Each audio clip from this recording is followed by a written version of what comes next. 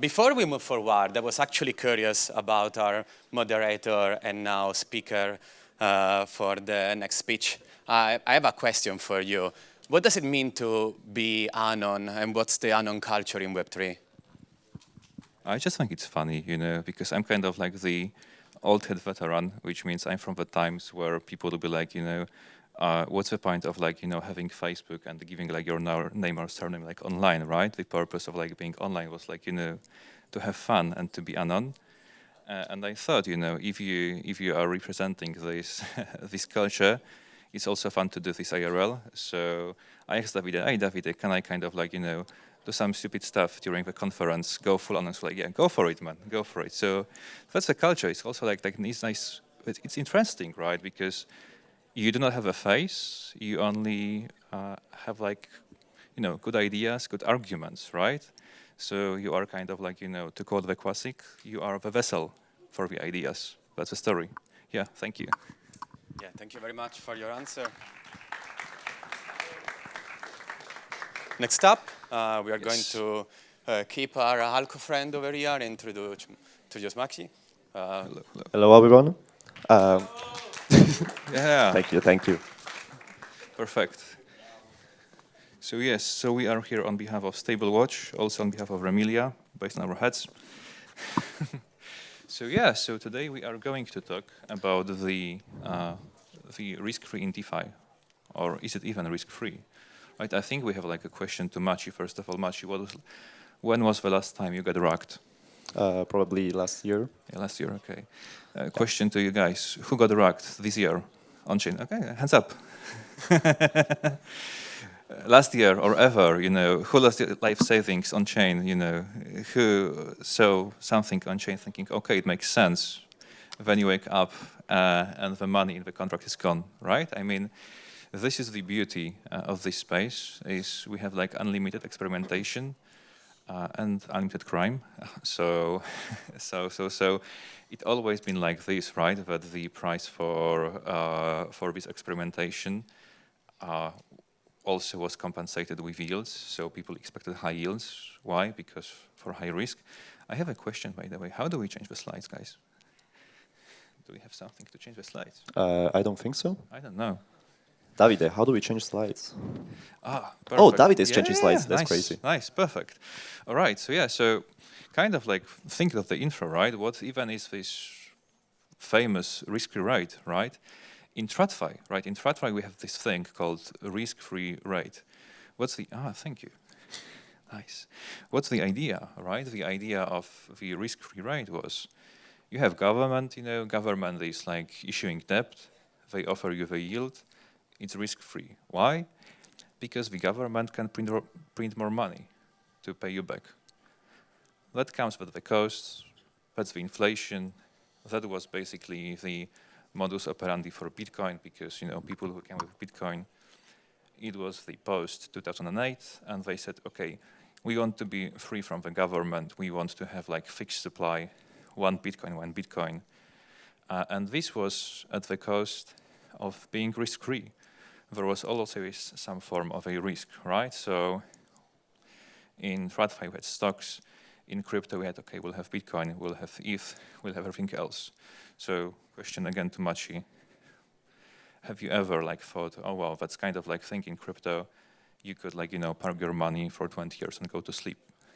Do you have something like this? No, right? Because I don't think so, no. Yeah, because we're experimenting.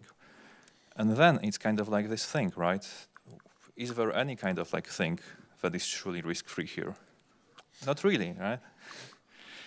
And I have a question because, you know, Machi is a very, very well-esteemed developer. So what makes you lose sleep at night as a developer? What makes me sleep at night? Yeah, what makes you lose the sleep? You know, you cannot sleep when you're building. Why? This is a very interesting question. I will say, like, crypto space is very interesting because we really don't have a like true risk-free rate for the simple reason that everything we write as code is basically low.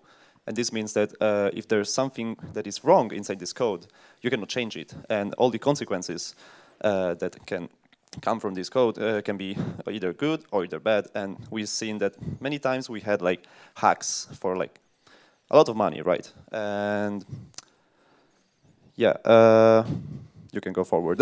I will go forward. Yeah, I mean, in general, like the all the guys I know, like well, like okay, I hope it works. And when things work, you deploy the contracts, they work. Maybe you deploy the front end, it works. And when it doesn't, why? Maybe there was some bug. Maybe there were North Koreans. I mean, shout outs North Koreans. I hope there are like no North Koreans here. And be careful because... Raise your hand if you're North Korean. Yes. Thank you. Holy. 안녕하세요. So in the year of like 2025, you know, with the current things happening, I have to say that everyone in DeFi has put a small kind of like, has helped North Korea build a arsenal. Shout out to North Koreans. But would be great if we would stop doing this because that's only trouble. And even more interesting, as Maciej said, right, in DeFi, we had this concept of like code is low. Right, we go to TradFi, we have the safety, we think, hey, very slow, something happens, I can sue, something else happens, you know, government will bail me out. Here, it's Wild West, right? People say, there is no law but the code. So if the code is doing something, even though the code is doing something we didn't really want it to do, is it still low? And there are like actually quite a few events where people are arguing that that certain protocols or contracts stopped working as intended, and the hackers were saying no, they worked as coded, and the code is low. And we had a few very famous events with very famous names going to jail for the code is low. That's what happened, right? It was kind of like still this conflict between the real world with all the safety nets, right, and with the crypto world, which is kind of like, you know, Wild West. But still, if you are here on chain with your money, and as we have heard from our panelists during the panel, there are many reasons to be on chain, especially if you are from outside the US. Maybe you are from like emerging market countries. Maybe you are trying to move away from like capital controls, regulations. You've got the reason to keep your money in crypto. You need to find some way to park your money that's relatively safe, right? So right now, if you are trying to put your money and earn some yield, what you can do?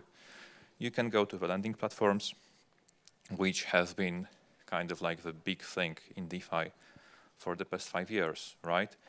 It's a proxy for the banking. You can use tokenized T-bills or real-world assets that are bridged over from the real world on-chain, right? And what do? They are, as the gentleman before explained, we are getting the yield from the real world, and it's passed on-chain. And we have some other yield stables trying to find this yield. But in the end, is it risk-free?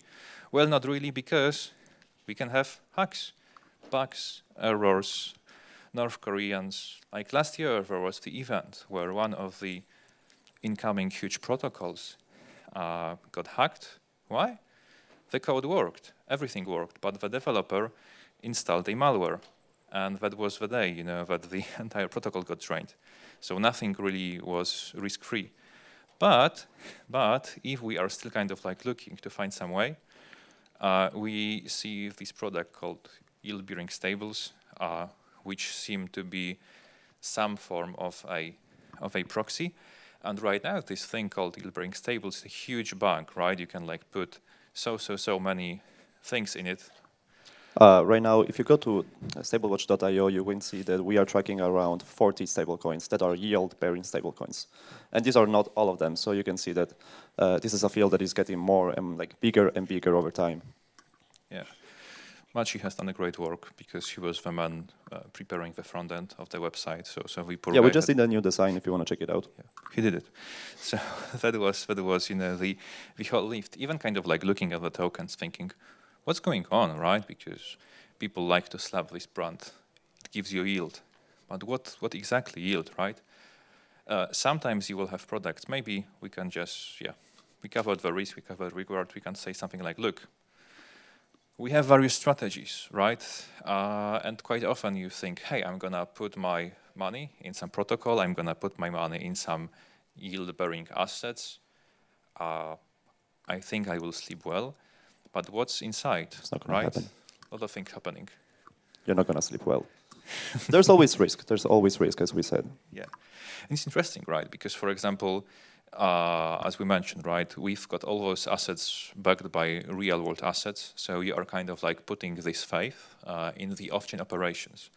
So we are thinking, all right, someone is doing some off-chain operations for me, putting them in some form of like tokenized funds or whatever, and then bridging over the yield for me on-chain. And this way, it's interesting because you are back to the traditional layer, right, where you need to have the faith at your counterparty. And then you have like a lots of like on-chain operations, which are not always risk-free, right? Because lots of those assets are kind of like managed funds. So technically you are putting your money to someone who is de facto a fund manager, managing your money on-chain, and they just report all the profits and losses in dollars, and they tell you, hey, I started on $1, and the line goes up, right? But it will not always go up, because right now we see that lots of like protocols saying we offer real enhancement, right? They are actively managing those funds. They are doing the trades. They are doing some forms of like extraction, of yield extraction. They are looking for opportunities. So you are technically saying, hey, I believe those guys are skilled managers and they will manage my funds. But this is quite far away, right, from like putting your money to the bank and like being, being safe. No, so quite often, right, you need to remember to think and check the documentation and ask the questions. What does it do?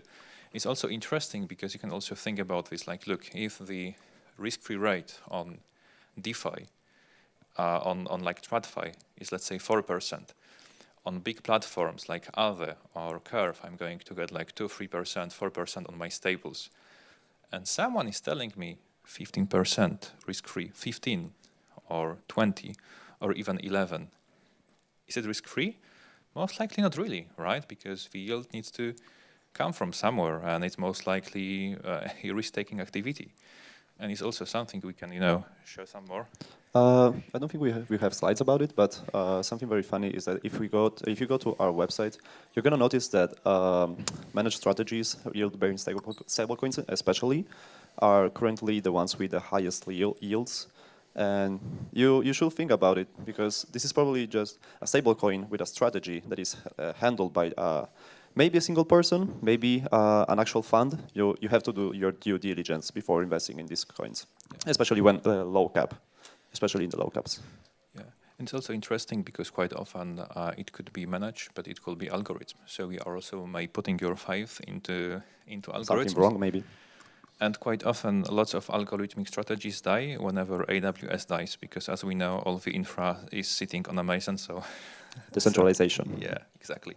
So for like many layers of hidden risk. So what's the conclusion? Be careful out there, as always. Do not trust, do verify. And whenever someone offers you a super safe investments on chain at a quite high rate, you need to be careful. Also, maybe question to you guys: who joined the space after 2022? Hands up. Yeah, any guys from after? Yeah. So when Luna crashed, right? Luna managed to gather a huge amount of deposits. And they were only offering, 20%, right? It was 20%. It was 20%, which was kind of like this sweet spot between not too good to be true, but still high enough. And how it ended, we all know. We also know that, now the products are quite proper. They are actually managing money. They're like actually taking risk, and they have like ways to find the alpha.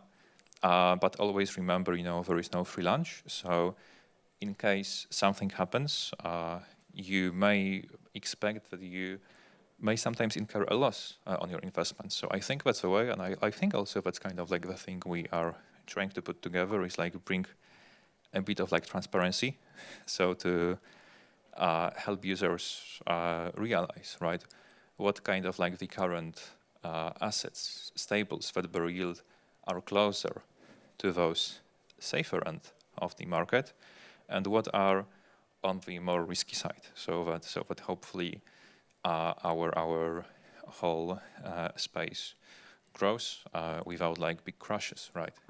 Yeah. What else can we say? Maciej, any closing words? Check your website, our website, for more information. And thank you guys for being here and listening to us. Yeah. There is a QR code. Check it out. Scan it. Perfect. Thank you. Thank you. Thank you so much.